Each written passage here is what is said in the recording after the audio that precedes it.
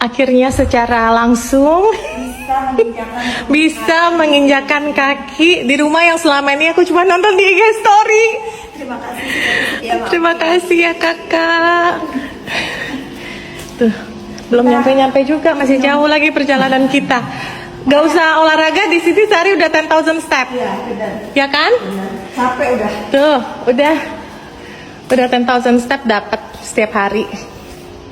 Kita minum. Poolnya dong kak yang luar biasa, aku suka ngeliatin anak-anak kalau lagi pada berenang. Nanti kalau anak-anak aku kesini aku mau Nginep ajak sini berenang dong. sini ya kak ya. Jangan berenang di sini, kamu harus nginep di sini. Nginep juga ya, nanti kalau yang pas sama anak-anak deh kayaknya kak. Iya, dong ajak Mas Bambang nginep di sini. Iya, Masya Allah ini kayak hotel, resort. Nuansanya kayak di Bali-Bali gitu. Ya kak ya, Mau es kopi? Mau boleh kalau nggak repot kakaknya. es kopi apa es jeruk? Ini ada kaca nggak? Oh ada. Saking beningnya kacanya nggak